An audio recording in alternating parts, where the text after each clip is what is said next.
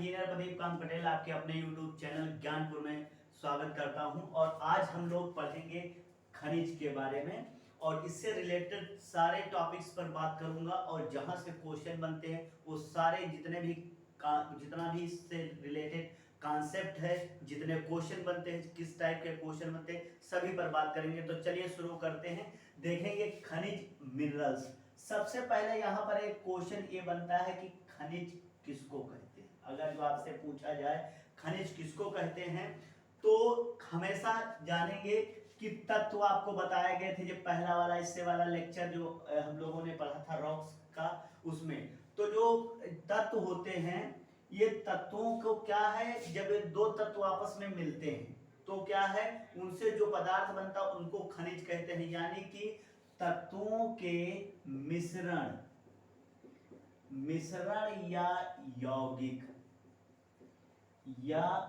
यौगिक से खनिज बनते हैं। क्लियर। दोनों में अंतर क्या है, मिश्रण और यौगिक में।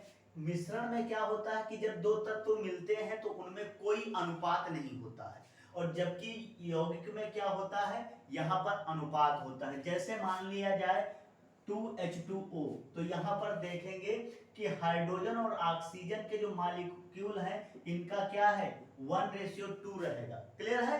तो इस तरह से, लेकिन मिश्रण में कोई अनुपात नहीं होता है। क्लियर। अब हम लोग बात करेंगे, इसी में देखेंगे। ठीक। तो हम लोग जानेंगे यहाँ पर, तो तत्वों के मिश्रण या यौगिक से क्या बनते हैं, खनिज बनते हैं। क्लियर है। अब देखेंगे यहीं से एक शब्द और आता है, ठीक, खान। ठीक, इसी खनिज से खान बना है, यानी कि हम लोग इंग्लिश में कहते हैं माइन। सारा कॉन्सेप्ट समझेंगे यहाँ पर। माइन किसको कहा जाता है, खान किसको कहते हैं। तो बस एक ही आंसर, वह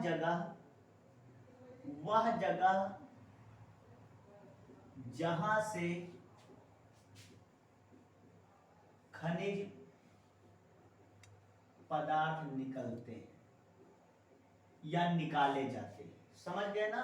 तो खनिज खान किसको कहते हैं, वह जगह जहां से खनिज पदार्थ या खनिज निकाले जाते उसको खान कहेंगे। अब इसी से एक शब्द और बना है, खनन। क्या बना है, खनन शब्द बना है। क्लियर है। इसको कहते हैं माइनिंग। क्या कहेंगे, माइनिंग। अब माइनिंग किसको कहते हैं देखेंगे। सबसे पहले ये हमेशा क्या की जाती है, ऊर्ध्वाधर, वर्टिकल जो है ऊर्ध्वाधर जब खुदाई होती है, और खुदाई का बहुत गहराई तक जाएगी, खुदाई गहराई तक की जाए तो इसको क्या कहते हैं, जाए तो इसको कहेंगे खनन, माइनिंग। क्लियर। तो जैसे मान लीजिए कोयला है, ठीक, या सोना है, चांदी है, जब बहुत गहराई तक खोद के निकाला जाता तो इसको कहा जाता है खनन। एक इसी से शब्द आता है उत्खनन। क्या आता है, उत्खनन। उत्खनन किसको कहते हैं, देखिए दोनों में अंतर है। ये है वर्टिकल और ये है आपका यानी कि क्षैतिज। क्या रहेगा, क्षैतिज। जब क्षैतिज ऊपरी परत, ऊपरी सतह पर, पृथ्वी की ऊपरी सतह पर खुदाई की जाती है तो इसको क्या कहा जाता है, खुदाई की जाती है तो इसको क्या कहेंगे, उत्खनन कहेंगे। जैसे हम लोग ये नहीं कहेंगे कि सिंधु घाटी सभ्यता का खनन किया गया, बल्कि क्या है, सिंधु घाटी सभ्यता का उत्खनन होता है। एक प्लेस मिल गया जहां पर उस प्लेस के ऊपर फिर है, और जो है उसके समकक्ष फिर जमीन को खुदाई की गई, ठीक, बराबर में ऊपरी सतह पर दूसरा प्लेस मिल गया तो इसी को क्या कहा जाएगा, उत्खनन कहा जाएगा। ये जो है आपको 3-4 पॉइंट बताए गए, आप समझेंगे। सबसे पहले इसमें जानने की बात है कि एक आता है खनिज संसाधन। खनिज संसाधन इंग्लिश में कहते हैं मिनरल रिसोर्सेस। तो मिनरल रिसोर्सेस क्या होते हैं कि जहां से विभिन्न प्रकार के खनिज मिलते हैं, उन जो है स्थानों को, उन या जो है उनको क्या कहा जाता है, खनिज संसाधन कहा जाता है। क्लियर। तो हम लोग देखेंगे इसी में खनिज संसाधन को लेके क्वेश्चन जो बनते हैं वहां पर। सबसे पहले इसी में हम लोग बेसिक चीजें जानेंगे, फिर जो है खनिजों का क्लासिफिकेशन पढ़ेंगे।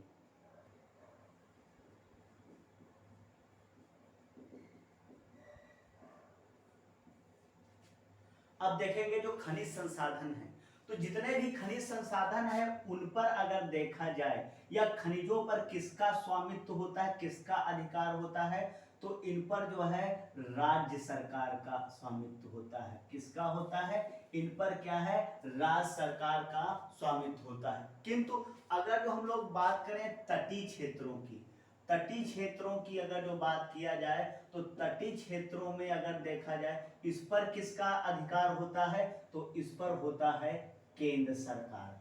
समझ पा रहे हैं बात को? तो खनिज संसाधन जैसे मान लीजिए हम लोग छोटा नागपुर पठार झारखंड है, वहां पर जितने भी खान पाई जाती है, वहां से जितना भी खनिज संसाधन निकलता है या जहां जितने भी खनिज निकलते हैं उस पर किसका होगा, तो झारखंड सरकार का होगा। इसी वजह से खनिजों पर किसका अधिकार होता है? राज्य सरकार का। जबकि तटीय क्षेत्रों में जो उत्खनन होता है, खनिज निकलते हैं, उन पर जो है उस पर अधिकार किसका होता है? केंद्र सरकार का होता है। क्लियर? अब देखेंगे इसके लिए सरकार ने क्या किया। इसीलिए जो है सरकार ने क्या किया, इन खनिजों पर जो है जांच पड़ताल और इन पर निगरानी रखने के लिए क्या किया, बहुत सारे अपनी जो है पॉलिसी लागू की, बहुत सारे शोध संस्थान बनाए। जैसे एक शोध संस्थान का नाम आता है भारतीय भूगर्भ सर्वेक्षण।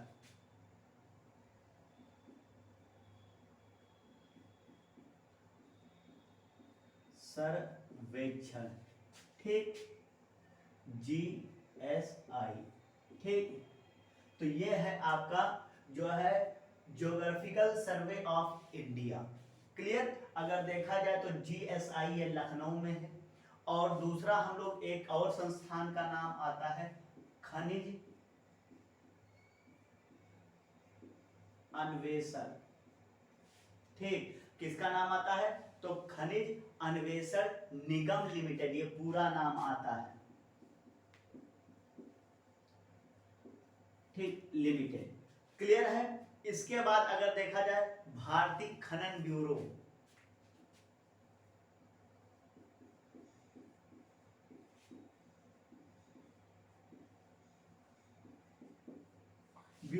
तो ये कुछ संस्थान है जो इन सबके ऊपर क्या है, कंट्रोल बनाए हुए हैं। और इसमें एक देखा जाए ये सब कौन से संस्थान, ये सब सरकारी संस्थान की बात हो रही। अब कुछ सार्वजनिक क्षेत्रों के लिए, कुछ जो सार्वजनिक क्षेत्रों में कंपनियां हैं उनके लिए संस्थान बनाए गए। तो अगर हम लोग बात करें तो सार्वजनिक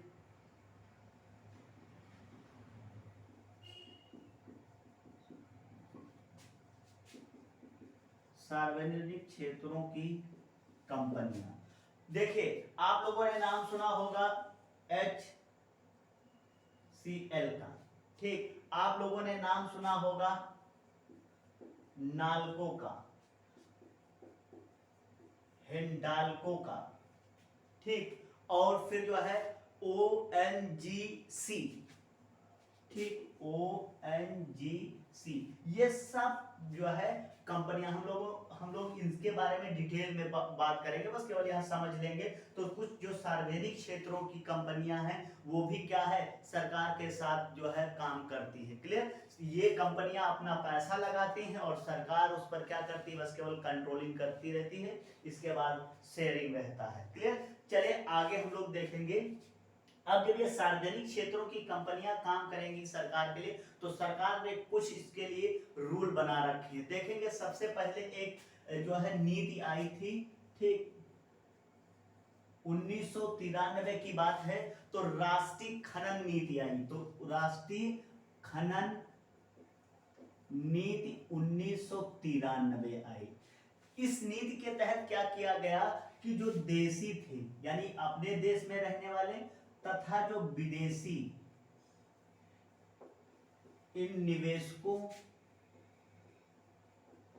निवेशकों के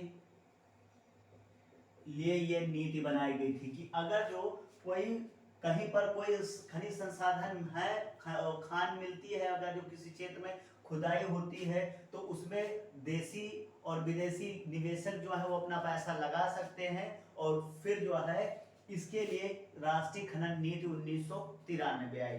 फिर देखेंगे राष्ट्रीय खनन जो है अन्वेषण नीति आई। ये बहुत इंपॉर्टेंट है। एक और अभी हाल ही में आई थी, तो कौन सी थी? राष्ट्रीय खनन अन्वेषण नीति। ये नीति आई थी अभी हाल ही में है, 2016 की बात है। क्लियर? तो जो है इसमें क्या किया गया कि जो निजी जो है निवेशक थे को बढ़ावा दिया गया। ठीक, अब ये समझेंगे इस पॉइंट को। निजी जो है क्षेत्र, निजी क्षेत्र के निवेशकों को बढ़ावा दिया गया। यानी कि आप अगर जो पैसा लगाना चाहते हैं, कोई कहीं जो है कोई जो है खनिज पदार्थ मिला है और वहां पर जांच पड़ताल हो रही है, तो उसके लिए सरकार का काफी इन्वेस्ट होता है और सरकार क्या करती है, फिर निजी क्षेत्रों को ये देती है जांच पड़ताल के लिए। जैसे लगा कि समुद्र के किनारे कहीं जो है जो ये नित्तल पाए जाते हैं समुद्री, तो इनमें ऐसा तो नहीं कहीं पेट्रोलियम जो है पदार्थ मिलने लगे, कहीं डीजल पेट्रोल जो है निकलता है, तो उसके लिए जो पैसा कौन लगाती है? निजी क्षेत्र के निवेशक है, ये अपना पैसा लगा सकते हैं। तो इसके लिए ये नीति जो है बनाई गई। अब देखेंगे क्या करेंगे। जो है यहां पर एक चलती थी नीति, पहले चलती थी नेल्प। नेल्प क्या होता है? तो ये है न्यू, एन का मतलब यहां पर हो गया न्यू, ठीक। और इसके बाद हो गया आपका हाइड्रोकार्बन,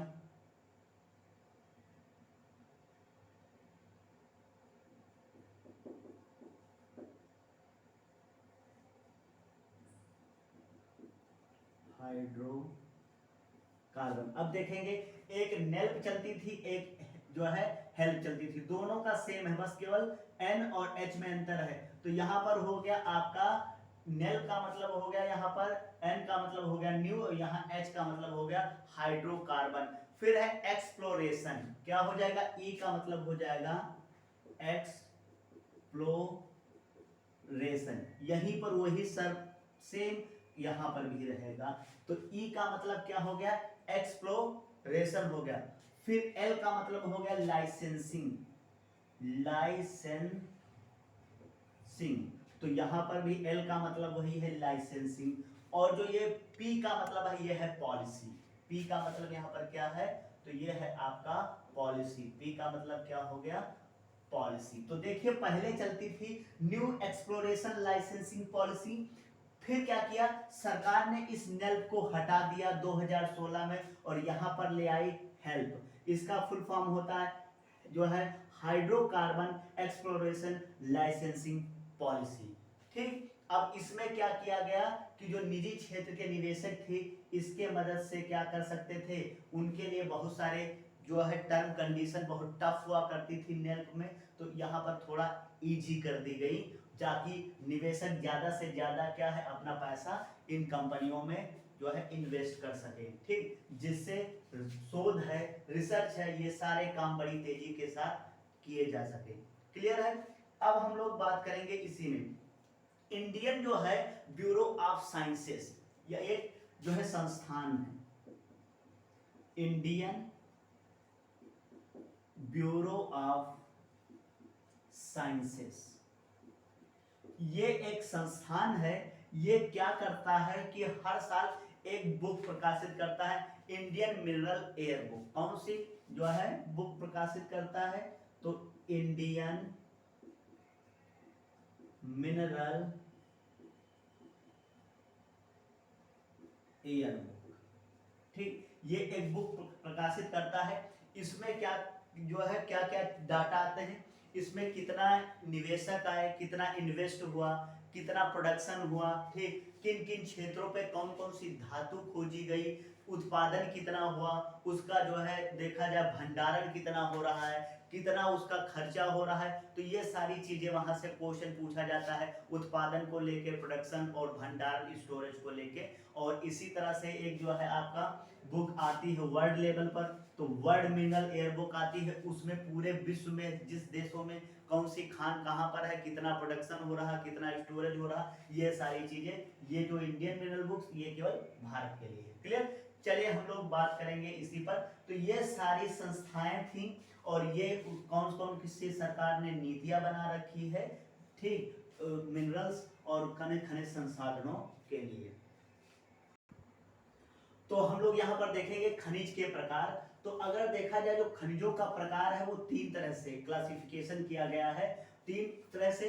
कौन सा? एक है धात्विक यानी मेटालिक, और दूसरा है अधात्विक यानी नॉन मेटालिक, और तीसरा है ऊर्जा युक्त ईंधन यानी कि एनर्जी और फ्यूल मिनरल्स। कौन कौन से होते हैं? तो इन तीनों के बारे में जानेंगे। सबसे जैसे धात्विक कौन से होती हैं, तो पहली बात है ये जिनमें धातुएं पाई जाती हैं, ठीक। दूसरा, ये भंगुर नहीं होती। भंगुर का मतलब होता है कि ये टूटती नहीं है, आप चाहे इस पर जितना दबाव डालिए जो भी है, ठीक, ये भंगुर नहीं होती। जब भंगुर नहीं होंगी तो क्या है, तो इनको क्या है, आसानी से किसी आकार में क्या है, ढाला जा सकता। तो इनका जो है आकार दिया जा सकता है, आकार दिया जा सकता है, किसी भी आकार में जो है इसको हम लोग बना सकते हैं। क्लियर? दूसरा अगर देखा जाए, ये सामान्यता जो होता है ये आग्नेय चट्टानों से मिलते हैं।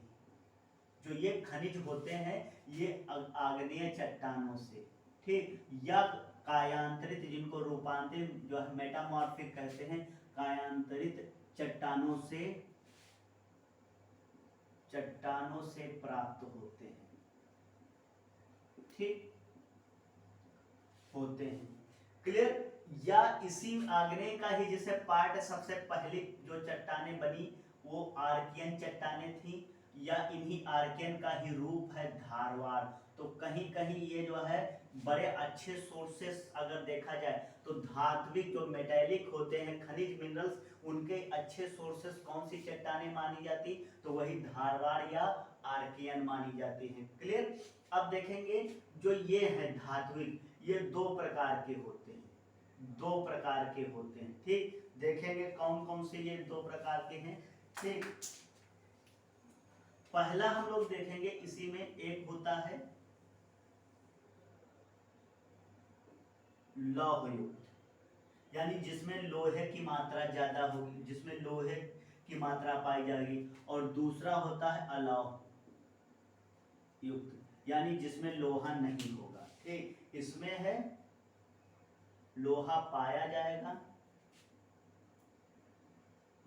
और इसमें है लोहा नहीं पाया जाएगा, ठीक। ये दो तरह से। अब देखेंगे लोहा किस किस में पाया जाएगा। तो सबसे पहले इसी में हम लोग बात करें आयरन, अयस्क, ठीक।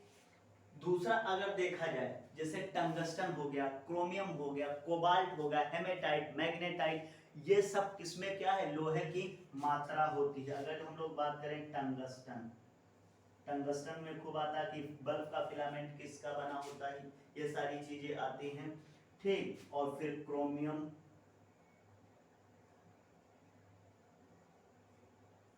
ठीक, ये सब चीजें हैं, इनमें क्या है, लोहा बहुत होता है मात्रा। कोबाल्ट है, हेमेटाइट है,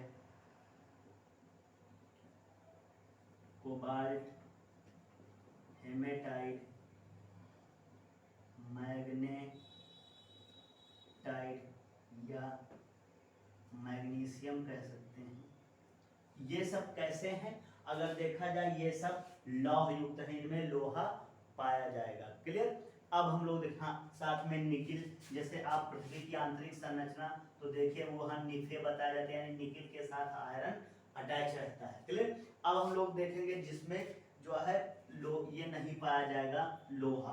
तो जैसे कॉपर की बात किया जाए, कॉपर की है बात, अगर हम लोग देखें जिंक की बात करेंगे, यहाँ पर सल्फेट है, ठीक, सल्फेट हो गया, डोलोमाइट हो गया,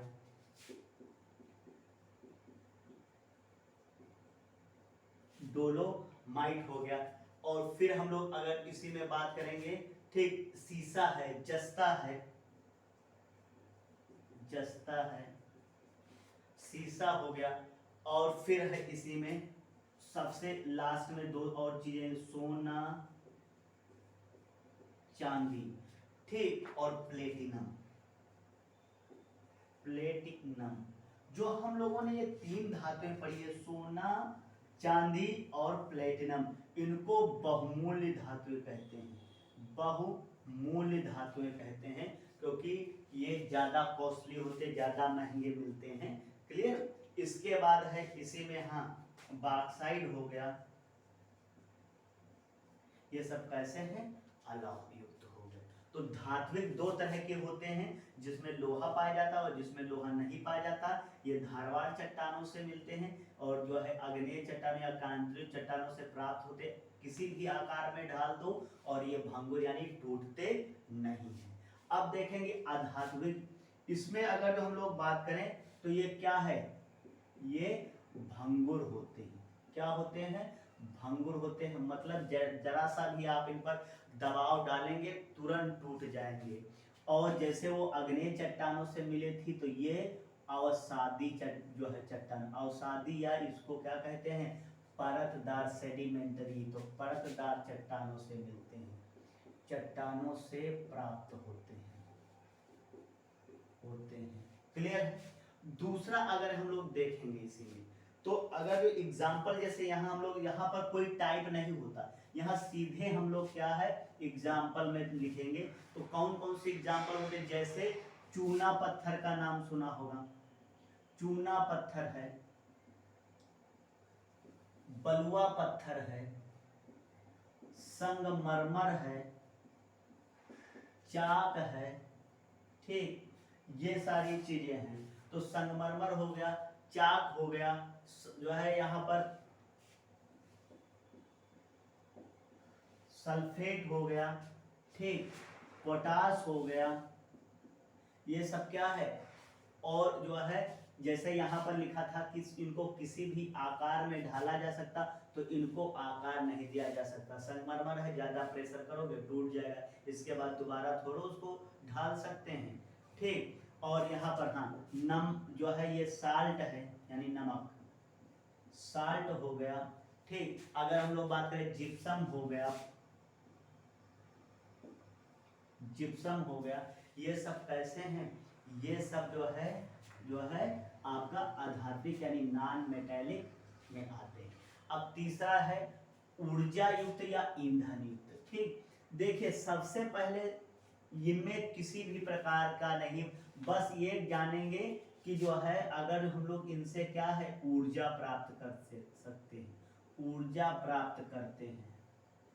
ऐसे खनिज जिनसे ऊर्जा प्राप्त करते हैं तो उनको क्या कहा जाता है, ईंधन या ऊर्जा युक्त कहते हैं। क्लियर। और देखेंगे ये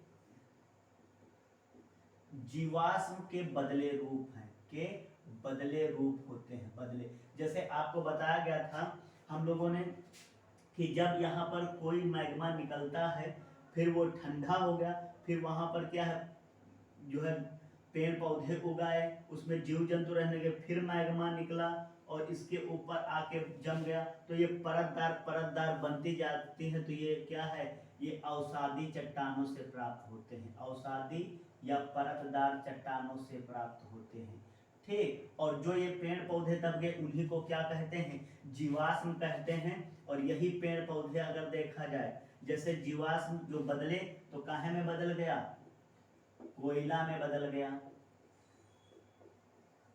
पेट्रोलियम पदार्थ में बदल गया, ठीक। काहे में बदल गया, पेट्रोलियम पदार्थ, जैसे आपका पेट्रोल हो गया, डीजल हो गया, कैरोसिन हो गया, ठीक, ये सारी चीजें हैं, ठीक। इसके बाद हम लोग देखेंगे तो पेट्रोलियम पदार्थों में बदल गया,